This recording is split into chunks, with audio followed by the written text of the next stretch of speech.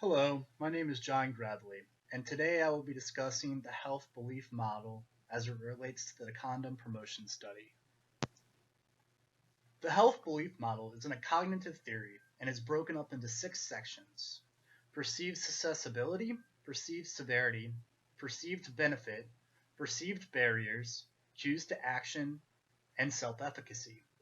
This model is based off of people willing to engage in an action or health behavior that is recommended to them because that action will reduce the risk of them having a negative outcome.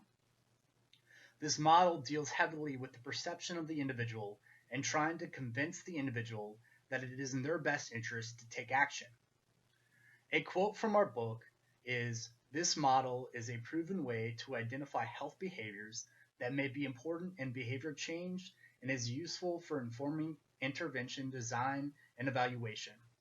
I will be discussing only four of these in the following slides. The first construct I will be discussing is that of perceived susceptibility. Perceived susceptibility focuses on an individual's belief and perception. The researchers conducted studies to understand the beliefs of the individuals that they were trying to focus on. They started out with 13 belief statements and narrowed it down to just four.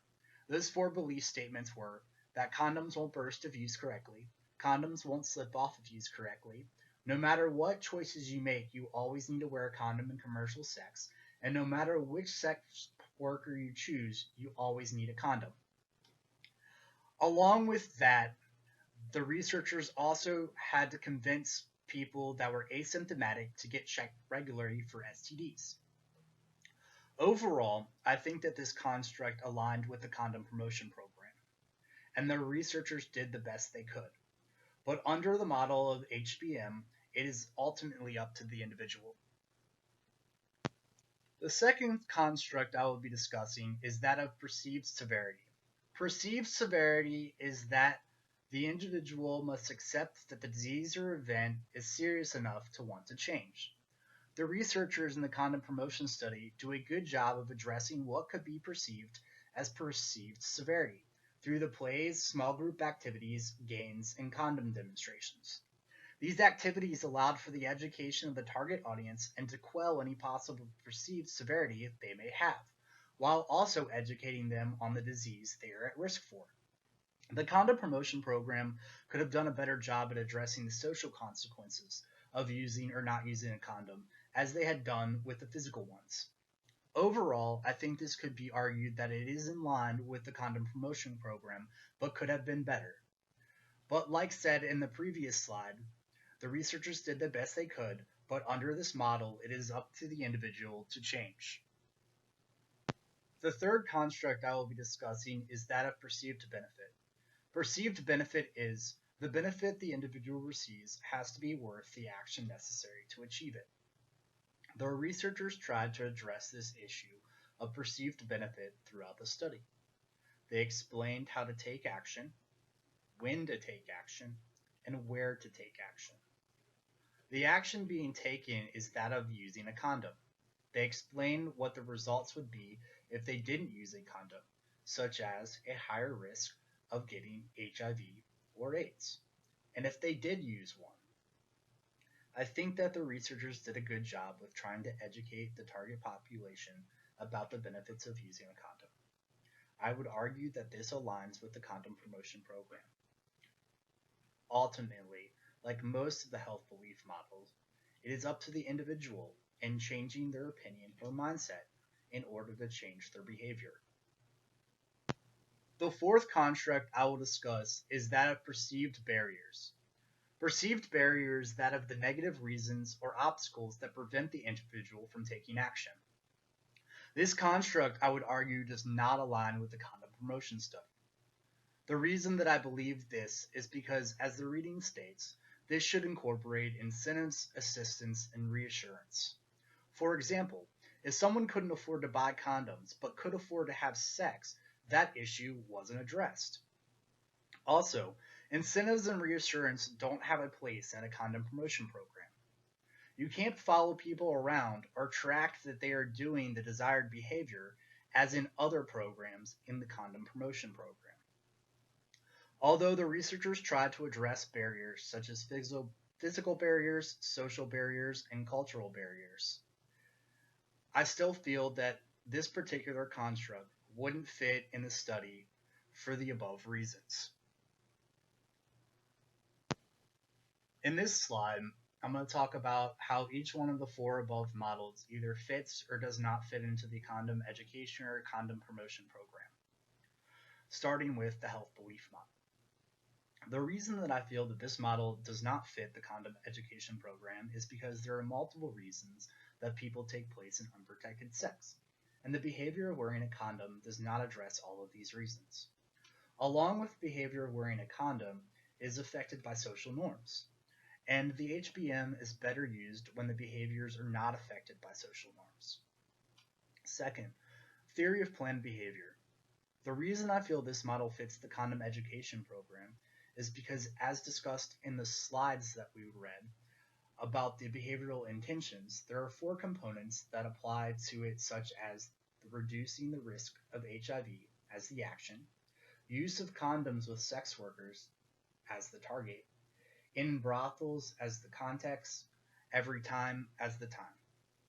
This is identical to what is being addressed in the condom promotion program. The third, trans theoretical model of behavior change. The reason I feel that this model fits the condom education program is because they use role-playing in media campaigns as a way to start the process of change in the individuals being focused on. This helps them to understand why it is important to use condoms. This falls under the dramatic relief aspect, as was discussed in the slide deck presentations we watched in class.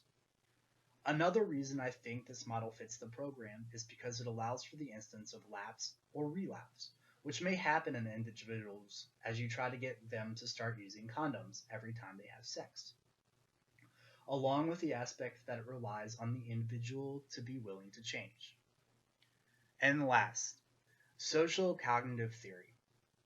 The reason I feel that this model fits the condom education program is because the first concept of reciprocal determinism plays into what the individual is dealing with in terms of what others are doing, such as, are they wearing condoms or are they not?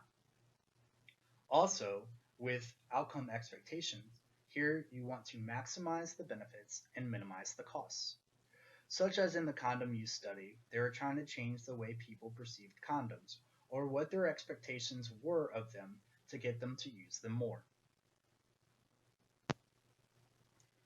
On this slide, I will address some of the issues and weaknesses of the health belief model. The weaknesses of the HBM are as follows. The HBM leaves a lot up to the individual to decide, and it is reliant on our ability as public health workers to convince them to take action. It is reliant on that the individual wants to change their behavior or understands what they are doing is bad. It assumes that individuals think about the decisions that they are making all the time. It does not take into consideration the community or environmental factors that also affect a health behavior. And it oversimplifies complex concepts. In this slide, I will discuss, if given the opportunity, what I would have done differently.